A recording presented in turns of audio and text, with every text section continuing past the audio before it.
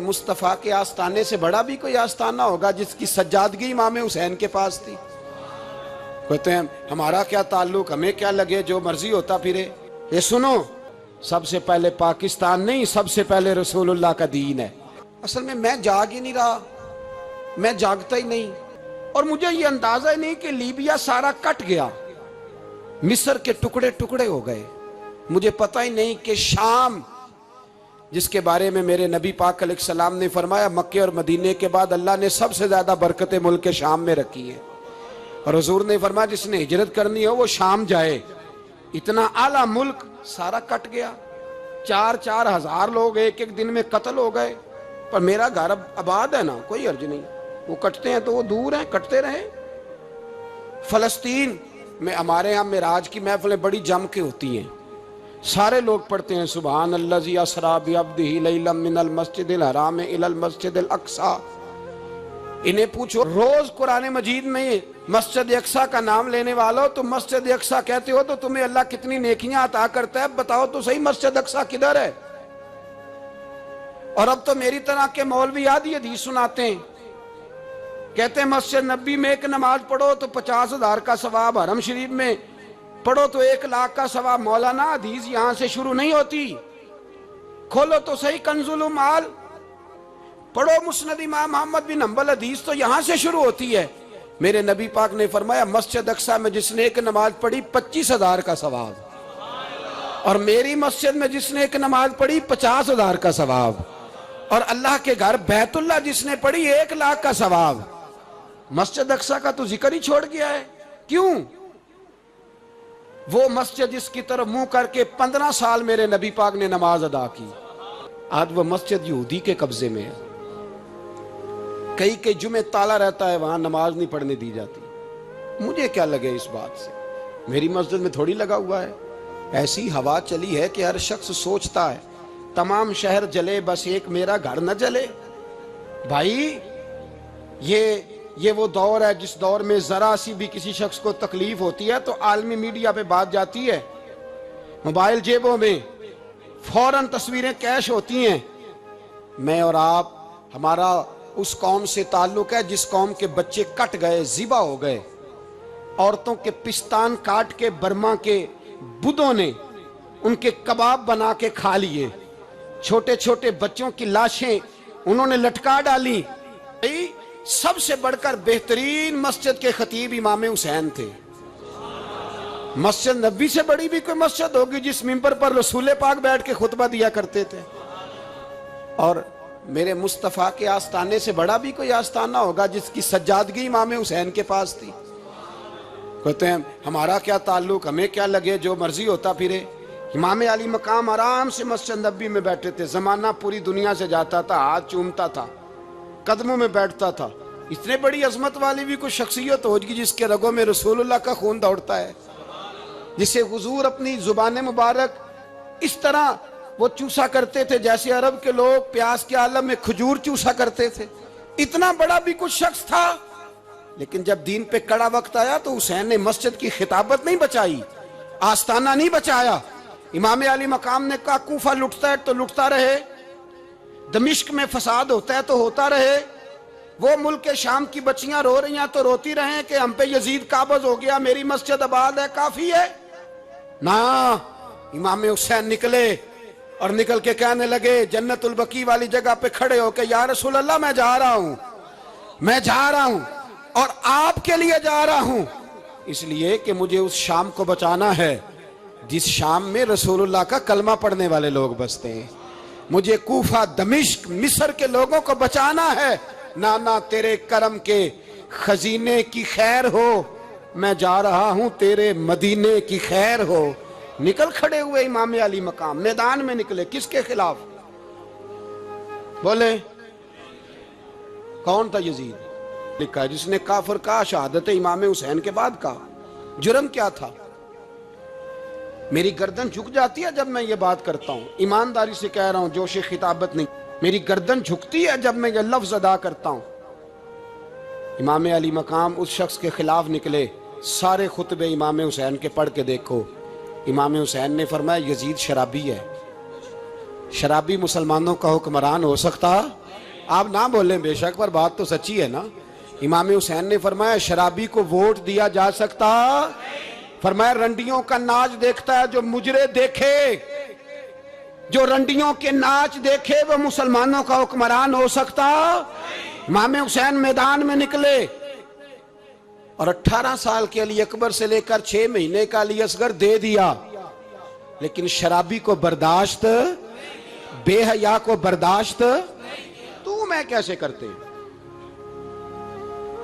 दोस्ती कातल से भी, मकतूल से याराना भी, अपनी जेब से फ्लेक्सें छपवा के जालिमों, जाबरों, बदमाशों को वोट देते हो।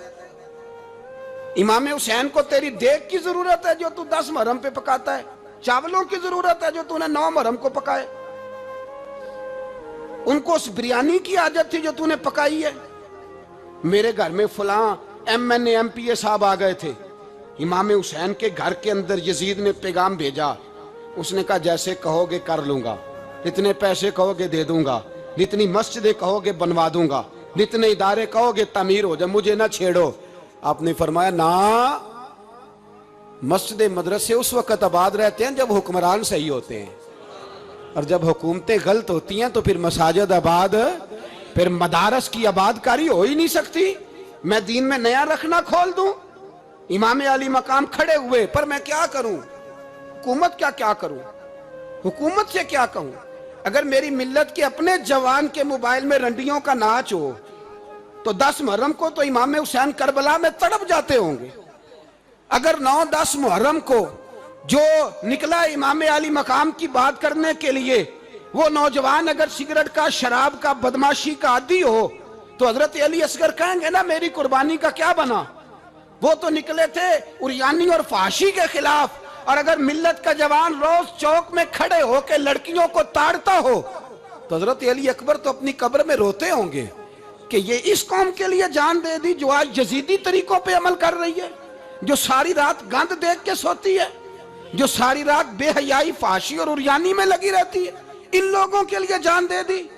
इतना जुल्म उन शहीदों के साथ, और 10 मुहर्रम को देग पका के कहता है मैं इमाम हुसैन का मानने वाला हूं, मैं इमाम अली मकाम से प्यार करने वाला हूं।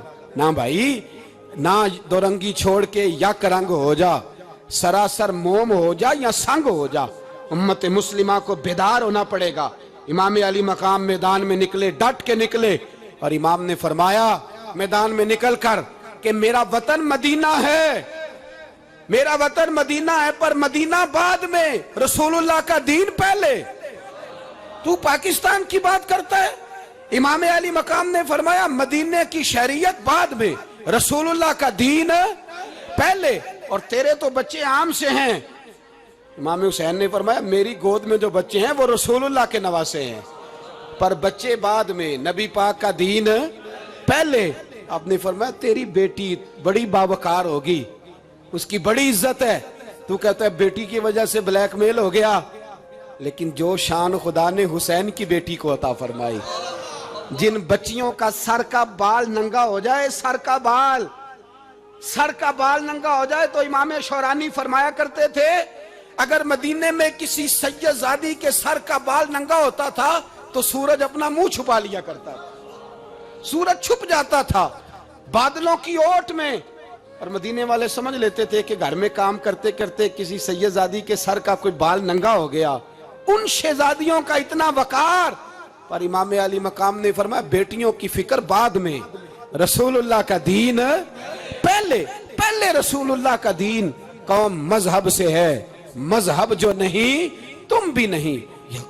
याद रख मेरे भाई, इमाम अली मकाम रज़ी अल्लाह ताला अन्हु ने मैदान में निकलकर पहले मजहब की बात की।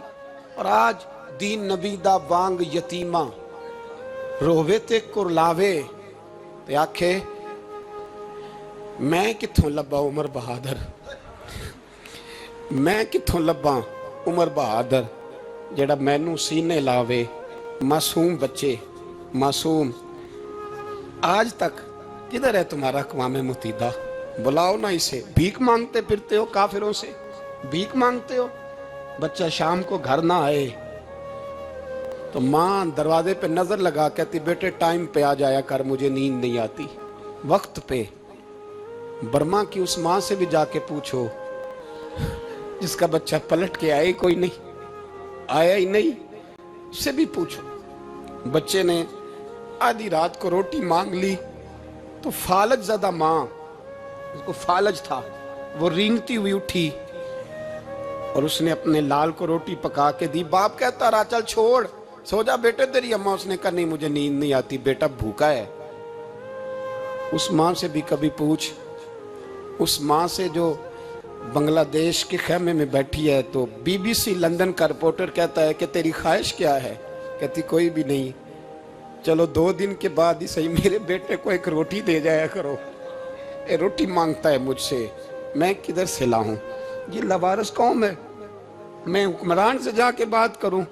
جب میرا اپنا نمازی مسلمان کہتا ہے پہلے پاکستان کے بچے تو پال لو، میرے بھائی تجھے خبر ہی نہیں، یہ تو جانا تو کبھی گنبد خضرا پہ، تو میرے مصطفیٰ نے فرمایا من ازا مسلم فقد ازانی، فرمایا جب میرا مسلمان تکلیف میں ہوتا ہے تو میں گنبد میں تکلیف میں ہوتا ہوں، مجھے درد ہوتا ہے، مجھے اذیت ہوتی ہے۔ پوچھ جا کے محبوب پاک سے، میرے عزیز کسی کو غم ہی نہیں ان لوگوں کا، کسی کو پرواہ ہی نہیں، کچھ سوچتا ہی نہیں ان کے بارے میں۔ میں اپنے گھر میں مست ہوں، آپ اپنے گھر میں مست ہیں۔ میرے رسول اللہ کی امت لٹ گئی ساری، جگہ جگہ تباہی، 1 انچ دھرتی پر زمین ایسی نہیں جو کافر کی ہو اور خون بہتا ہو۔ ایک ریمن ڈیوس امریکی کتا یہاں بند تھا مسلمانوں کے قتل میں، انہیں اپنی قوم کی اتنی فکر تھی وہ راتوں رات چھڑا کے لے گئے، لیکن میری اور تیری بہن عافیہ صدیقیہ سالوں سے بند ہے۔ تڑپ کے پوچھا ہے مسلمانوں نے کہ اس کی غلطی تو بتاؤ، اس کا قصور نہیں پر وہ بند ہے، کوئی نہیں بات کرنے والا، کوئی نہیں۔ مسجد جانے جمعہ تو پڑھانا ہے، اس میں غرض نہیں درد ہے کہ نہیں کہ اس میں تو اتنا پتہ ہے 1 گھنٹے تقریر ہے کرنی ہے۔ پیر صاحب صبح سے شام تک تعویذ لکھتے، سیاستدان صبح سے شام تک جنازہ بھی تب پڑتا ہے کہ مجھے ووٹ ملیں گے۔ تاجر کہتا ہے بس دکان چلنی چاہیے، مر جائے میری طرف سے ساری دنیا، بس کرو اس خول سے باہر نکلو۔ جناب تجھے موت بری لگنے لگے، تیرا مرنے کو دل نہ کرے، پھر کافر تیرے اوپر چڑھ آئے گا۔ حضرت عمر شہید، حضرت عثمان، جناب علی، امام حسن، امام حسین، علی اکبر، علی اصغر، حضرت عباس، حضرت سعد بن معاذ، حضرت امیر حمزہ، مصعب بن عمیر۔ میرے محبوب نے تو لسٹ بنائی شہیدوں کی، لسٹ بنائی شہیدوں کی۔ شہادت سے پیار کیا رسول اللہ صلی اللہ علیہ وسلم کے غلاموں نے، پیار کیا شہادت سے، اسی لیے تو کافر اٹھ نہیں سکا کہ شہادت سے حضرت سعد بن معاذ رضی اللہ تعالیٰ عنہ کو زخم لگ گیا، جنگ سے زندہ آ گئے لیکن زخم ہے، رو کے کہنے لگے محبوبہ سارے شہید ہو گئے میں ایسے ہی رہ گیا۔ حضور نے فرمایا نہیں، رب تجھے بھی شہادت کی موت ہی عطا فرمائے گا۔ اسی زخم میں پردہ ہو گیا۔ میرے بھائی حضرت عمر بن جموح رضی اللہ تعالیٰ عنہ 4 بیٹے لے کے احد کے میدان میں آئے، کہا محبوبہ میرے 4 ہی تھے، میں سارے لے آیا ہوں، سارے ہی قبول ہیں؟ فرمایا ٹھیک ہے۔ پھر خود بھی زرہ پہن لی، ایک ٹانگ سے لنگڑے تھے، ٹانگ چھوٹی تھی۔ حضور نے فرمایا تو نے کیوں لباس پہن لیا ہے؟ کہا حضور میں نے بھی تو جہاد پہ جانا ہے نا۔ تو حضور نے فرمایا تیرے 4 بیٹے جو جا رہے ہیں، تو کہا یا رسول اللہ کیا لنگڑے جنت میں نہیں جا سکتے؟ حضور لنگڑے اللہ کو قبول نہیں، میں نہیں جا سکتا۔ تو میرے نبی پاک صلی اللہ علیہ وسلم نے فرمایا نہیں جنت تو تیرا انتظار کر رہی ہے۔ کہا حضور پھر میں بھی جاؤں گا، بچے جائیں گے تو میں بھی جاؤں گا۔ میرے بھائی مرنے کو دل ہی نہیں مسلمان۔ میرے نبی پاک صلی اللہ علیہ وسلم نے فرمایا جس کے دل میں کبھی شہادت کی آرزو پیدا نہیں ہوئی، اس کے سینے میں دھڑکنے والا دل مومن کا ہے ہی نہیں، وہ تو منافق ہے۔ جو کبھی دین کے رستے میں شہید ہونے کو، میرے بھائیوں دین کو بڑی ضرورت ہے، بڑی ضرورت ہے، بڑی۔ اے خاصائے خاصان رسول وقت دعا ہے امت پہ تیری آ کے، عجب وقت پڑا ہے۔ وہ دین جو بڑی شان سے نکلا تھا وطن سے، پردیس میں وہ آج غریب الغربا ہے۔ فریاد ہے اے کشتی امت کے نگہباں، بیڑا یہ تباہی کے قریب آن لگا ہے۔ اور ایک شاعر قلم توڑ گیا، کہنے لگا تجھ سے فریاد ہے اے گنبد خضرا والے، تجھ سے فریاد ہے اے گنبد خضرا والے، کعبے والوں کو ستاتے ہیں کلیسا والے، تجھ سے فریاد ہے اے گنبد خضرا۔ اپنے اندر دین کا درد پیدا کرو،